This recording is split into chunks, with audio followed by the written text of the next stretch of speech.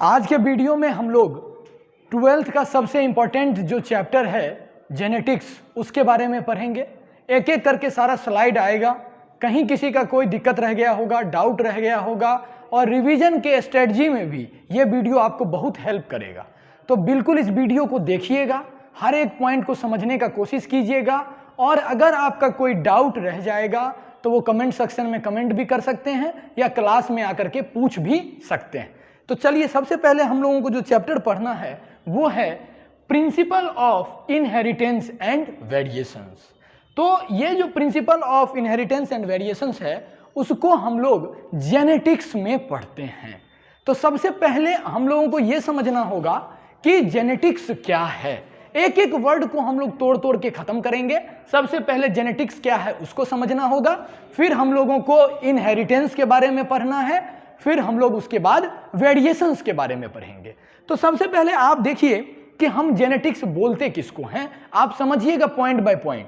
तो सबसे पहले genetics, it is the branch of science in which we study about inheritance and variations, है कि नहीं। तो सबसे पहले हम लोग जेनेटिक्स को डिफाइन किए हैं कि वैसा साइंस जिसमें हम लोग इनहेरिटेंस एंड वेरिएशंस के बारे में स्टडी करते हैं। तो नेक्स्ट क्वेश्चन आएगा कि सर इनहेरिटेंस किसको बोलते हैं और वेरिएशंस किसको बोलते हैं। तो समझिए, इनहेरिटेंस हम किसको बोलेंगे और वेरिएशंस किसको बोलेंगे। इनहेरिटेंस का मतलब होता है कि the characters which transfer from one generation to another, है कि नहीं। एक जनरेशन से दूसरे जनरेशन में जो कैरेक्टर ट्रांसफर हो रहा है उसको हम लोग इनहेरिटेंस बोलेंगे, है कि नहीं। और वेरिएशंस हम लोगों को देखना है, तो वेरिएशंस का मतलब हम लोगों को समझना होगा कि ये वेरिएशंस क्या होता है। तो आप लोगों को समझना होगा कि वेरिएशंस है क्या। तो ऑफ स्प्रिंग जो पैदा होता है वो कितना अलग है अपने पेरेंट्स से, उसको हम लोग वेरिएशंस बोलते हैं। तो क्या हो गया कि of spring differ from their parents, इसको हम क्या बोलते हैं, वेरिएशंस बोलते हैं। तो अभी हम लोग सबसे पहले जेनेटिक्स को क्लियर किए हैं कि जेनेटिक्स क्या होगा। तो वैसा ब्रांच जिसमें हम लोग इनहेरिटेंस और वेरिएशंस के बारे में पढ़ेंगे। फिर इनहेरिटेंस को हम लोग बताए हैं और वेरिएशंस को बताए हैं, है कि नहीं। और इसमें सबसे इंपॉर्टेंट रोल जिस साइंटिस्ट का है वो है मेंडल। मेंडल का कॉन्ट्रीब्यूशंस जेनेटिक्स में सबसे ज्यादा है कि नहीं। जेनेटिक्स में इन्होंने एक्सपेरिमेंट कंडक्ट किया। एक्सपेरिमेंट 7 साल तक एक्सपेरिमेंट हुआ है, 1856 टू 1863। ये मेंडलिज्म का टाइम पीरियड है मेंडल के वर्क करने का, 1856 टू 1863। अब डेफिनेटली है, इतने दिन तक 7 इयर्स को एक्सपेरिमेंट करेगा तो डेफिनेटली कोई ना कोई कंक्लूजन पे आएगा। तो एक्सपेरिमेंट के बाद जो कंक्लूजन पे आया है वो उसको हम लोग मेंडल्स का लॉ ऑफ इनहेरिटेंस बोले हैं। मेंडल्स का लॉ क्या है इनहेरिटेंस के बारे में, इसके बारे में भी हम लोगों को जानना है कि नहीं। इसमें एक एक करके बहुत सारा लॉ आएगा। लॉ ऑफ डोमिनेंस आएगा, लॉ ऑफ सेग्रीगेशन आएगा, लॉ ऑफ इंडिपेंडेंट असॉर्टमेंट आएगा। तो क्या है, किस तरह से मेंडल एक्सपेरिमेंट किया, मेंडल का टेक्निक क्या क्या रहा, जेनेटिक्स में क्या क्या वर्ड आता है, सब कुछ हम लोगों को इस चैप्टर में पढ़ना है। अगर आपको फुल्ली जेनेटिक्स समझना होगा तो इस वीडियो को पूरा कंटिन्यू, जब तक ये चैप्टर चलेगा आप इस वीडियो को देखते रहिएगा, पूरा जेनेटिक्स आपको समझ में आएगा। एक एक वर्ड क्या है, कहाँ है, किस तरह से कहानी हो रही है, क्या क्या इंपॉर्टेंस है। तो सबसे पहले हम लोग मेंडल के बारे में बता दिए हैं कि मेंडल एक्सपेरिमेंट है उसमें कंडक्ट किया है। अब हम लोगों को आगे चलना होगा और इंपॉर्टेंट टर्म्स के बारे में हम लोगों को समझना है। तो सबसे पहले एक एक करके हम लोग इंपॉर्टेंट टर्म को समझेंगे कि क्या क्या है इंपॉर्टेंट टर्म। तो सबसे पहले इसमें जेनेटिक्स आया है। तो जेनेटिक्स को हम लोग बताए हैं कि study of inheritance and variations, है कि नहीं। उसके बाद इनहेरिटेंस टर्म को भी हम लोग डिफाइन कर चुके थे।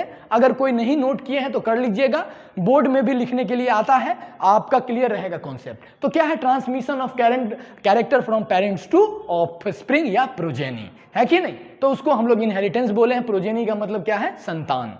फिर नेक्स्ट आया वेरिएशंस। तो वेरिएशंस को भी हम लोग डिफाइन किए थे। अब क्या है कि लेमैन के लैंग्वेज में अगर समझना हो तो difference between parents and offspring, offspring और पेरेंट्स में कितना डिफरेंस है ये वेरिएशंस बोलते हैं, है कि नहीं। उसके बाद आता है कैरेक्टर। तो कैरेक्टर्स को भी हम लोग डिफाइन कर देते हैं। तो heritable features among the parents end of spring, जो हेरिटेबल फीचर्स है उसको हम लोग कैरेक्टर बोलते हैं। नेक्स्ट आया ट्रेट, तो यही वेरिएंट ऑफ कैरेक्टर्स को हम लोग ट्रेट बोलते हैं, है ना। फिर हम लोग आगे आते हैं तो हम लोगों को देखना है एलील्स के बारे में। एलील्स बहुत इंपॉर्टेंट भी है और कंफ्यूजिंग भी है। तो सबसे पहले आप जब एलील्स के बारे में पढ़ते हैं तो एलील्स का मतलब ही है alternating forms of a gene. Alternative forms of A gene. Alternative form क्या है हम उसको बताएंगे। जैसे हाइट है, तो हाइट के लिए अगर हम लोग जीन देखेंगे और मेंडल के एक्सपेरिमेंट को आगे पढ़ेंगे तो हाइट को एक टॉल लिया है, एक डॉर्फ लिया है, तो ये क्या है, अल्टरनेटिव फॉर्म ऑफ जीन। उसको हम लोग क्या बोल रहे हैं, एलील बोल रहे हैं। जैसे आप जीन को हम लोग डिनोट करेंगे टॉल को कैपिटल टी से और डॉर्फ को स्मॉल टी से, तो ये जो अल्टरनेटिव फॉर्म ऑफ जीन है उसको हम लोग एलील बोलते हैं। अब आया होमोजाइगस कंडीशन, तो जाइगोट में अगर दोनों सेम टाइप का ये आ रहा है, एलील आ रहा है, जैसे आप देखिएगा कैपिटल टी और कैपिटल टी, तो होमोजाइगस है कि नहीं, प्योर लाइन है, क्या कहते हैं स्मॉल टी है, स्मॉल टी है, तो इसको हम लोग होमोजाइगस बोल रहे हैं। हीट्रोजाइगस में डिफरेंट फॉर्म आ जाएगा, एक कैपिटल टी एक स्मॉल टी। अगर आप देखिएगा the condition in which chromosome pair carries dissimilar allele, तो डिसिमिलर एलील को जो कैरी आउट कर रहा है उसको हम लोग क्या बोले हैं, हीट्रोजाइगस। हर एक डेफिनेशंस को आप देखते चलिएगा, इसीलिए देखते चलिएगा क्योंकि बोर्ड में 1-2 नंबर का लिखने के लिए आ जाता है, तो उसमें आप परेशान मत होइएगा। उसके बाद डोमिनेंट कैरेक्टर, तो डोमिनेंट कैरेक्टर्स किसको बोलेंगे कि जो कैरेक्टर आप में एक्सप्रेस्ड हो रहा, अगर मेरे में टॉलनेस एक्सप्रेस हो रहा है तो मेरा जो डोमिनेंट कैरेक्टर है वो टॉलनेस है। जिसमें ड्वार्फनेस एक्सप्रेस्ड हो रहा है कि नहीं, तो वो उसका रेसेसिव कैरेक्टर है, जो टॉलनेस रहेगा उस समय में वो एक्सप्रेस नहीं होगा। तो जो कैरेक्टर एक्सप्रेस हो रहा है उसको हम लोग क्या बोले हैं, डोमिनेंट कैरेक्टर बोले। उसके बाद रेसेसिव कैरेक्टर, जो कैरेक्टर क्या कहते हैं हेट्रोजाइगस कंडीशन में सप्रेस्ड हो जा रहा है उसको हम लोग रेसेसिव कैरेक्टर बोल रहे हैं। उसके बाद फिनोटाइप, फिनोटाइप का मतलब हुआ फिजिकल अपीयरेंस, किसी को आप बाहर से देख करके उसके बारे में जो भी बता दीजिएगा वो उसका फिनोटाइप है कि नहीं। जीनोटाइप, जीन में, जीन के स्ट्रक्चर्स में, जैसे हम लोग कैपिटल टी बोलते हैं, कैपिटल टी स्मॉल टी है, जीन में या जीन किस तरह से है कि नहीं, उसका जेनेटिक कॉन्स्टिट्यूशन क्या है, जेनेटिक फॉर्म क्या है, उसको हम लोग जीनोटाइप बोलते हैं, है कि नहीं। उसके बाद आता है हाइब्रिड, तो हाइब्रिड हम लोग किसको बोलते हैं, जेनेटिकली अनलाइक पेरेंट के बीच में हम लोग मेटिंग करवाते हैं और उससे जो ऑफस्प्रिंग होता है उसको हम लोग हाइब्रिड कहते हैं। एक एक टर्म को अच्छे ढंग से समझते चलिएगा, तभी जाकर के कॉन्सेप्ट क्लियर होगा। और इसके बाद हम गैमिट फॉर्मेशंस के बारे में बताएंगे, अगर वो क्लियर हो गया है तो डेफिनेटली आपका पूरा चैप्टर क्लियर हो जाएगा। तो हाइब्रिड को भी हम लोग समझ लिए। अब ये जो है साइंटिस्ट जॉर्ज मेंडल है, फादर ऑफ जेनेटिक्स।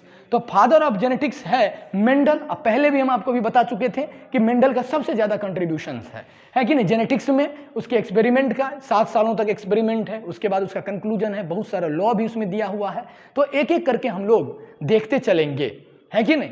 तो ये आ चुका है। उसके बाद मेंडल्स लॉ ऑफ इनहेरिटेंस में देखना है कि मेंडल किस प्लांट को सेलेक्ट किया।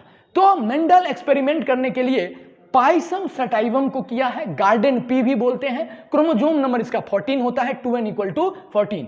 और इसका जो एक्सपेरिमेंट का ईयर है वो 7 ईयर्स है, 1856 to 1863, है कि नहीं। आप देख सकते हैं ये गार्डन पी है और इस तरह से गार्डन पी में किस तरह से वो एक्सपेरिमेंट परफॉर्म कर रहा है, इसके बारे में भी हम लोग पढ़े हैं। उसके बाद मेंडल लॉ ऑफ इनहेरिटेंस, तो सबसे पहले मेंडल क्या क्या स्टेप करता है एक्सपेरिमेंट को परफॉर्म करने के लिए, उसको समझिए। तो सबसे पहले है सिलेक्शन, किस प्लांट के बीच में मेटिंग करवाना है उसको सेलेक्ट करना। इमैस्कुलेशन का मतलब होता है रिमूवल ऑफ मेल पार्ट। अगर कोई फ्लावर है जिसमें दोनों प्रेजेंट है, मेल पार्ट भी फीमेल पार्ट भी, तो मेल पार्ट को कट करके हटाएंगे। क्यों हटाएंगे, क्योंकि हमको अपने हिसाब से पॉलन ग्रेन से पॉलिनेशन करवाना है ना। तो अपने आप अगर नेचर में हो जाएगा तो किसी और प्लांट के साथ पॉलिनेट हो जाएगा।